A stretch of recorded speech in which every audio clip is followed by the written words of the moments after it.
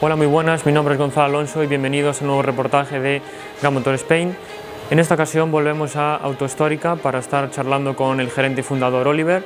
Se viene un reportaje muy interesante que seguro que a todos vosotros os va a encantar.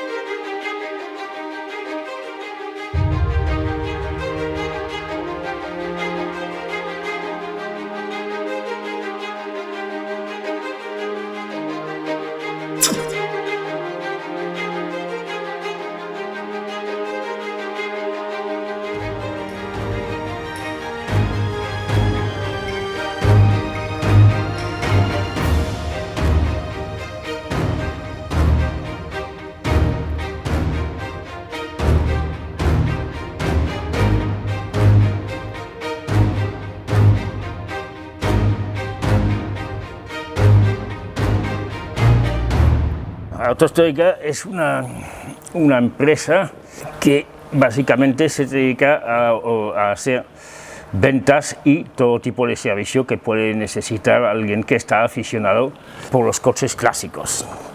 Entonces va de hacer homologaciones especiales, transformaciones de coche, restauraciones de coche, evidentemente el mantenimiento, a la venta de recambios para dichos coches y a la venta de coches, evidentemente. Además de la restauración, también se ofrece servicio de mantenimiento a cualquier cliente. Sí, especialmente si evidentemente el cliente lo que quiere es que haya comprado el coche, que nos lo haya comprado a nosotros o a otro. A ver, no son coches que requieren grandes mantenimientos, pero bueno, por lo menos una vez al año hay que hacer una buena revisión. Y esto también nos encargamos, evidentemente, y mantenemos bastante piezas en stock para poder hacerlo. Cuéntanos cómo surgió la creación de Autohistórica. Aquí tenemos que esto remonta a bastante para atrás, pero bueno, yo de pequeño, yo soy de la Bretaña, de esta parte de Francia, que está enfrente de Inglaterra. Y entonces yo siempre había visto ahí, venían los ingleses de vacaciones a Francia y siempre veía coches ingleses, los Triumph, los Jaguars, algún Aston Martin o Bentley, y son coches que me fascinaban de muy pequeñito. Y entonces siempre les he tenido cariño a estos coches y los he guardado en memoria. Y más específicamente quizás los coches británicos. Y entonces, bueno, he crecido con esta pasión por estos coches, pero no era mi oficio inicialmente. Inicialmente yo estudié ingeniería informática y cuando tenía 27 años, monté un negocio de informática. Y a través de este negocio tenía la distribución de algunos productos americanos en toda Europa y tenía un distribuidor en Madrid y otro distribuidor en Barcelona. Y este negocio de informática, por cosas de la vida, me lo compraron una empresa japonesa. Y entonces me encontré que tenía 30 años, no tenía mujer, no tenía hijo, no tenía hipoteca, no tenía nada y tenía dinero en el bolsillo de haber vendido la empresa. Es cuando decidí que iba a hacer lo que de verdad me gustaba. Pero no me atreví tanto a hacerlo en Francia, porque en Francia ya había una serie de empresas que ya se dedicaban a esto y pensé que iba a ser un poco el novato y que iba a ser difícil de hacerme mi sitio en Francia. Y como conocía bastante bien Barcelona y era una ciudad que me gustaba por su proximidad a la montaña, al mar y a Francia también, decidí que podría intentar montar este negocio en Barcelona. Y hice un muy mini estudio de mercado y descubrí que en esta época en España había muy poca actividad, porque había pocos coches clásicos, nadie los importaba, la verdad es que era complicado importarlos, y entonces dije, hombre, en España, en Barcelona, quizás tendré un mercado muy pequeñito, pero no tendré competencia. Y para alguien que empieza, al final es una mejor situación que estar en un buen mercado con mucha competencia.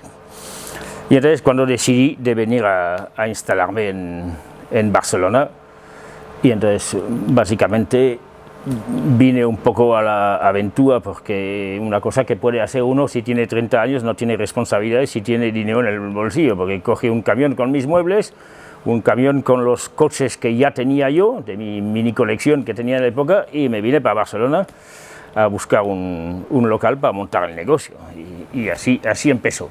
Yo vine en final de 91, un poquito para analizar el mercado y buscar un local, etc. Y la empresa se montó en 92. Y entonces empezamos en 92. Claro, empezamos, era muy pequeño porque solo estaba yo y un mecánico, ¿no? Pero en 92 es cuando empecé. Y empecé a importar coches del resto de Europa, cuando los trámites eran un poco complicados en la época, porque hay que pensar que en el año 92 todavía había aduana. Y entonces tenía que hacer toda una serie de trámites aduaneros para importar los coches, después homologarlos aquí, era algo bastante complicado. Pero era mi punto fuerte porque yo sabía importar y podía aportar nuevos productos, porque en el mercado español había muy pocos coches clásicos. Hacemos casi todas las marcas, pero la que más hacemos es Jaguar. De hecho, es porque es una marca que yo le tengo un cariño especial, también, porque al final Jaguar, hay que pensar que Jaguar en los años 50 era capaz de competir contra Ferrari en Le Mans, incluso de ganarle a Ferrari, y por el otro lado era capaz de fabricar un coche con casi la misma mecánica que podía pasear la reina de Inglaterra. Es decir, que es una marca que podía ser de lo más lujoso a lo más deportivo. Y esto no conozco otra marca que haya podido cubrir todo este abanico. Bueno, cuéntanos cuál es la pieza de más valor que pasó por vuestras manos. Hemos tenido, habrá varias cosas, porque depende. De más valor, en valor absoluto es difícil definir, porque hay unos que pasaron hace muchos años que a lo mejor el valor era más bajo y era más alto, pero básicamente las piezas más importantes que hemos llegado a hacer han sido un par de Aston Martin, un DB5 y un DB6 Cabriolet, que hemos restaurado completamente de arriba abajo. Hemos restaurado varios Lamborghinis y Ferrari, Lamborghinis Miura hemos restaurado 2 y después de 300, etc. Después hemos hecho algunos trabajos importantes y restauraciones parciales en un par de Ferrari 275, un GTB2 y un GTB4. Y evidentemente también hemos restaurado 3 Mercedes 300 SL Cabriolet y 2 300 SL a las de gaviota, sí, que son piezas importantes, digamos. Bueno, cuéntanos cuál es la pieza de más valor actualmente en vuestra instalación. Yo pienso que actualmente es este Ferrari 275 GTB4, aquí, que además tiene una pequeña historia porque perteneció al cantante francés Johnny Hallyday. Y pienso que actualmente es la pieza de más valor que hay aquí actualmente. Este coche es de un cliente nuestro, se lo hicimos comprar hace aproximadamente 7 u 8 años, algo así. Él lo ha usado un poquito, no lo suele usar mucho, porque también su objetivo era de disfrutarlo, pero también de hacerlo como una inversión. Y entonces hoy este coche se va a volver a poner a la venta, y ha estado aquí estos últimos 7 u 8 años, digamos. ¿Cuáles son las dificultades más habituales que surgen en el proceso de restauración?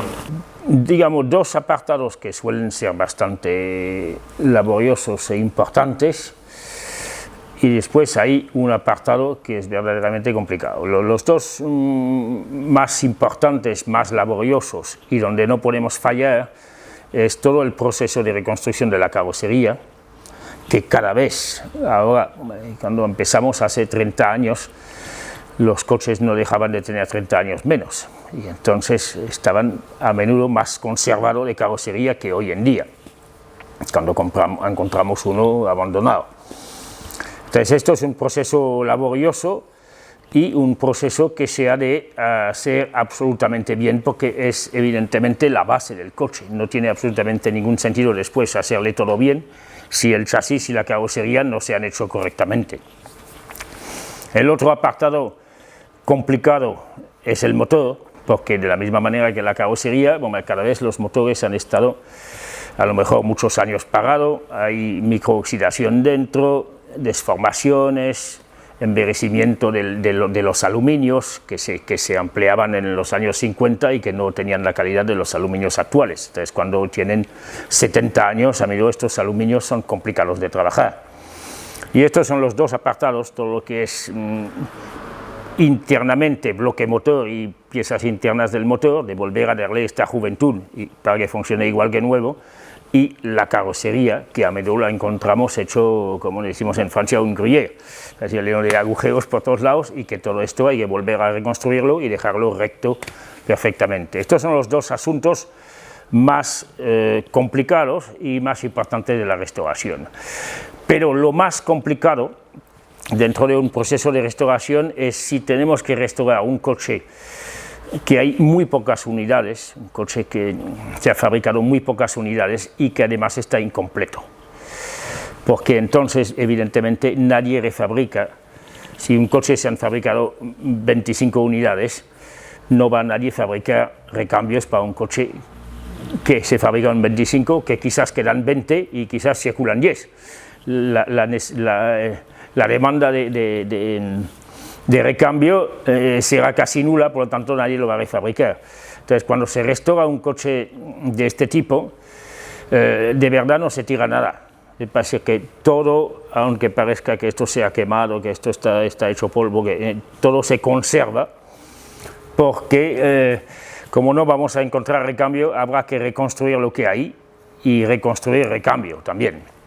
Por tanto, de vez en cuando hay que, con un torno, algunas piezas de salpicadero, puede ser con una impresora 3D, hay que usar todos los medios que podemos tener para reconstruir las piezas que no podemos encontrar por ningún sitio. Si hablamos de coches que se han fabricado una cierta cantidad de coches, especialmente hay absolutamente de todo. En los ingleses hay absolutamente de todo, de Jaguar, de Austin Hill, de Triumph, de MG. Hay más disponibilidad de recambios hoy en día que cuando eran nuevos, porque hoy se encuentra absolutamente todo, pero es que además, si decide que le va a meter frenos de discos en lugar de tambor o frenos de disco ventilado en lugar de frenos de disco normal, también está disponible. Parece que hay además unos extras y unas mejoras. Después, en coche alemán e italiano también hay mucha disponibilidad. Para Mercedes, para BMW, todo esto hay bastante disponibilidad. Y en italianos también, si hablamos de Alfa Romeo, etc. Si hablamos de marcas un poco más exclusivas como Lancia, Ferrari, Lamborghini, Maserati, ya empieza a ser un poquito más complicado de encontrar piezas. Pero, sin embargo, todo lo que es escape, embrague, frenos, todo esto sí que se encuentra.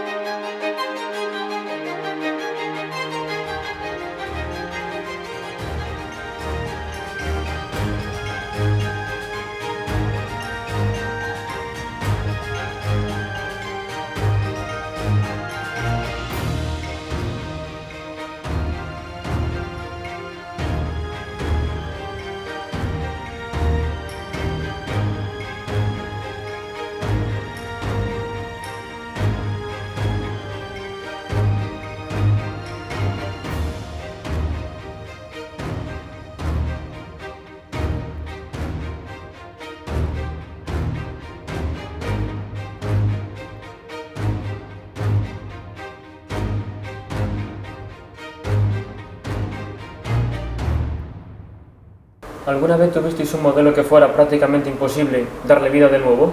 Sí, nosotros pensábamos que podíamos darle vida de nuevo, pero cualquier persona que lo veía pensaba que no. Porque básicamente fue un coche que se fabricaba en muy pocas unidades, era un Maserati Ghibli Spider SS, que se fabricaron aproximadamente 23 unidades, y el que compramos estaba absolutamente quemado de arriba abajo.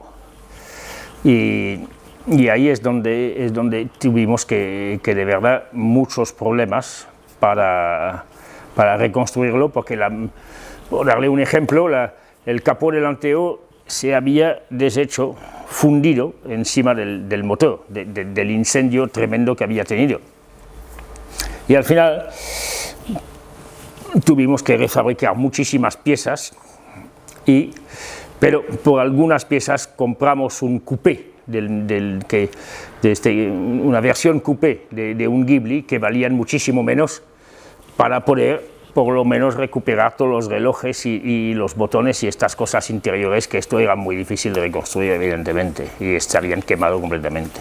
¿Qué se siente cuando llega Autohistórica, digamos un coche cadáver, y después de pasar por vuestras manos vuelve a la vida y ser el centro de miradas cuando vuelva a rodar? Es una gran satisfacción, porque vale, entre cuando vemos un coche llegar y de pensar que normalmente cualquier persona que lo vea diría que su destino es el desguace, porque va a ser imposible volver a darle vida, es una gran satisfacción, especialmente evidentemente si estamos hablando de un coche excepcional, que en su tiempo fue una gloria, de llegar a este trabajo al final y decir, otras, ahora le vamos a poner la llave, vamos a arrancar y lo vamos a volver a poner en la carretera. Y esta satisfacción de que nos llegue a algo absolutamente destrozado y que a cabo de un par de años probablemente, o de vez en cuando más, volvemos a poner en la carretera y que vuelve a circular, es una inmensa satisfacción. Claro. Bueno, cuéntanos qué ha cambiado el mundo de los clásicos desde que tú empezaste hasta el día de hoy. Hombre, ha cambiado, a ver, hay que ver esto a nivel de España y a nivel internacional, que ha sido un poco diferente, porque en España, cuando yo llegué al principio de 90, no había mucha afición al coche clásico, bastante menos que en países vecinos, así, Italia, Alemania, Francia, Inglaterra evidentemente, y Bélgica y Holanda eran países que había mucha afición a los coches clásicos, y había muchas empresas que tocaban este tema, había muchas concentraciones de coche, muchos clubs, etc. Y en España había muy poca cosa. Aquí en Barcelona había el Antic Club de Cataluña, que era un club muy reconocido, muy activo, que era quizás un poquito más de coches antiguos que clásicos, pero que era un buen club. Pero había poca cosa más, y la gente no tenía esta idea de comprarse un coche clásico, porque los podían ver en otros países, o lo podían ver en películas, pero decían, aquí no hay nadie que nos lo va a vender y que nos lo va a saber mantener en marcha. Por lo tanto, había poca afición. Y después se ha activado, hubo clubs, y bueno, entonces después el mercado español ha crecido mucho. Hay mucha gente que ha empezado a ver que, ostras, que se podía tener un coche de estos, se podía usar, que era fiable, que si había sido bien restaurado era fiable, que había recambios, que había servicio, y que podía ser una cosa para ir a la aventura el fin de semana, y que de verdad se podía disfrutar. Y esto ha cambiado mucho en España estos últimos años. En el mercado internacional ya lo que no ha habido mucho cambio, porque esto ya existía, pero evidentemente el cambio ha sido de que los coches clásicos no han parado de subir su valor, y que siempre están y siguen subiendo, que sigue siendo una inversión muy válida. Comentábamos los precios en alza de muchos coches. ¿Qué opinas tú de este tema? De momento, desde desde los años 80 hasta hoy en día, los precios siempre han seguido subiendo. Ha habido años que ha habido subidas espectaculares y ha habido años que han sido subidas muy normalitas, de un promedio de entre 5 y 10%, y ha habido, como alrededor del 2009-2010, que hubo una subida de promedio general de 30 o 40%, e incluso de coches que llegaron a multiplicarse por 2. Es una inversión como alguien lo puede hacer en alguna pieza de arte. La diferencia es que tú puedes comprar una pieza de arte y pasearte con ellas, en lugar de colgarlo a la pared. Y entonces esto es lo que le da un poquito de interés en comparación de invertir en arte únicamente, de poder disfrutarlo y pasearte con tu inversión, digamos, de cierta manera. Esto, si seguirá subiendo o no, yo pienso que será quizás cada vez un poquito más exclusivo, porque indudablemente pondrán algunas complicaciones a los clásicos en las ciudades, puede ser, se empieza a ver estas zonas de bajas emisiones, y aunque la inmensa mayoría, cuando digo la inmensa mayoría, creo que es el 95% de las ciudades que tienen zonas de bajas emisiones, no les ha afectado a los coches de colección y a los coches clásicos en Europa. No. Pero bueno, tampoco el objetivo de tener un coche clásico es de usarlo mucho en ciudad. Normalmente la gente quiere ir un fin de semana a hacer carreteras bonitas, a ir a pasear, a disfrutar del coche y no a disfrutarlo de un semáforo a otro.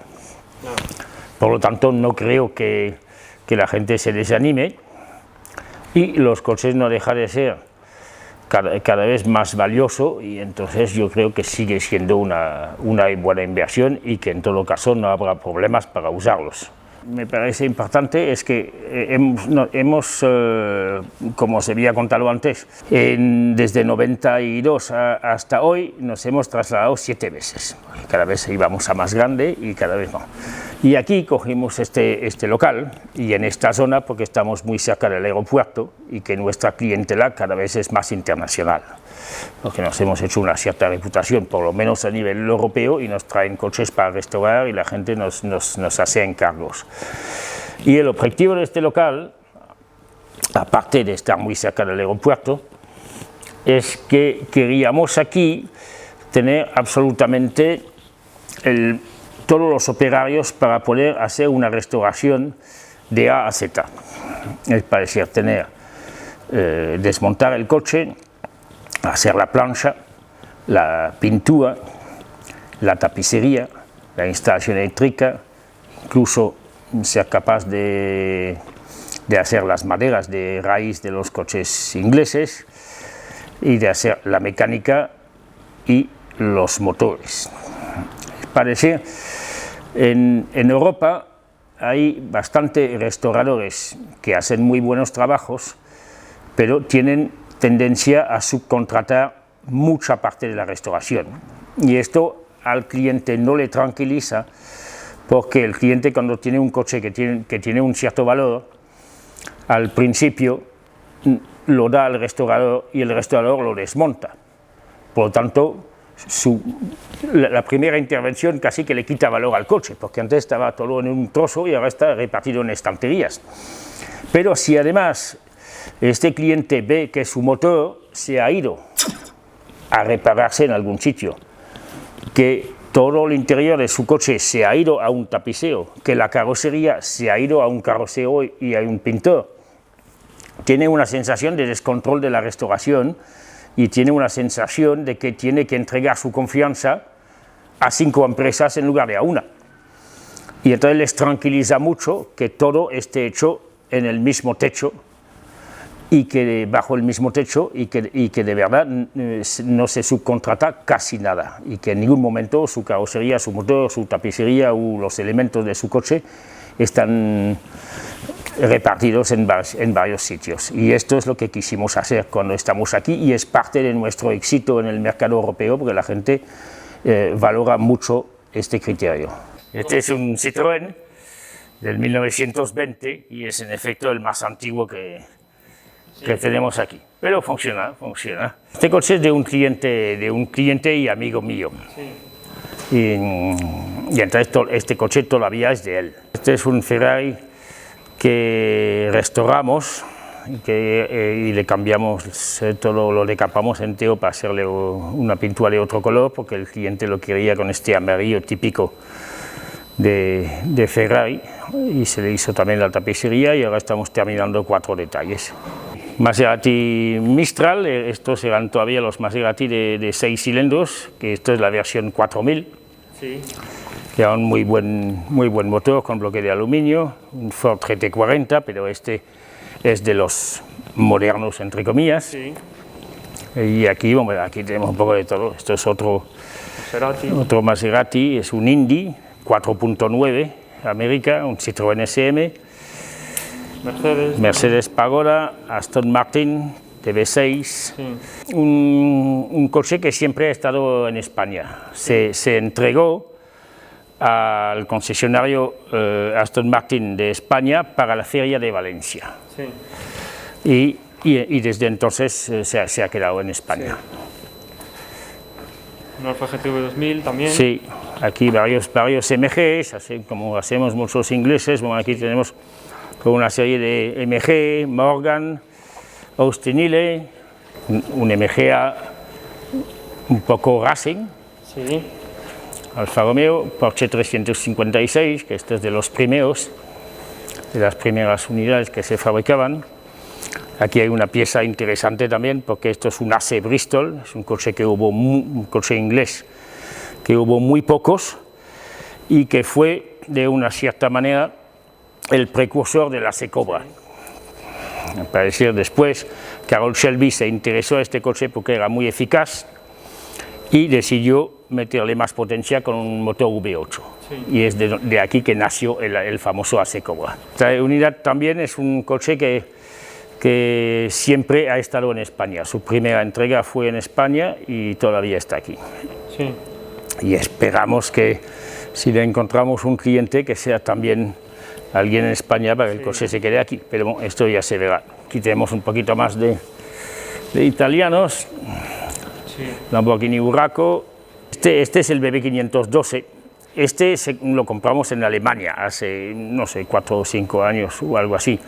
Que cuando salió fue un poco una gran revolución porque tenía el motor, era el primer V12 en posición central de Ferrari. Claro. Lamborghini ya había hecho el Miura, pero del Ferrari era un coche bastante mítico cuando salió. Sí. Aquí tenemos otro Aston Martin DB6, un Facel Vega, que es un coche francés, son muy pocas unidades. Sí. Y este de hecho ya está vendido y se va a ir a Francia otra vez. Sí. Aquí tenemos muchos Jaguars, porque nosotros siempre de Jaguar, esto es una marca que siempre es omnipresente aquí. Entonces aquí tenemos un poquito de todos los modelos de Jaguar E y de Jaguar XK, 120, 140, 150, sí. Y un Jaguar C-Type. Correcto. Y aquí tenemos Ferrari 330 GT, Ferrari 250 GT, otro Aston Martin, AM V8, que es el DBS V8, y aquí dos piezas muy importantes, porque tenemos un Ferrari 275 GTB4, que perteneció a Johnny Hallyday, a este cantante francés, y aquí una de las primerísimas unidades del Lamborghini 350 GT, que fue además el primer Lamborghini que fabricó Ferruccio Lamborghini. Sí. Bueno, de todos estos coches, ¿cuál es el que más te gusta? Ay, ostras, aquí... Sería difícil, ¿no? A ver, aquí hay un par de coches que no están a la venta y que son míos, y entonces estos son de los que más me gusta. Este Jaguar, por ejemplo, de matrícula California, es un coche que compré hace muchos años y lo restauré mecánicamente porque lo uso bastante y para que el coche fuera bien. Pero la tapicería, los cromados y la pintura todavía es original. Original, sí. Es una pieza que le tengo mucho cariño. Bueno, Oliver, muchísimas gracias por abrirnos las puertas. De nada, a ustedes y bienvenidos. Siempre es un placer a la gente que le interesa tener aquí gente que le interesa lo que hacemos. Sí. Bueno amigos, hasta aquí este vídeo, espero que a todos vosotros os haya encantado. Si es así, dejad un buen like y suscribiros al canal porque seguro que va a haber vídeos que os van a encantar. Y tampoco os podéis olvidar de activar la campanita para que os lleguen las notificaciones de vídeos similares. ¡Hasta la próxima!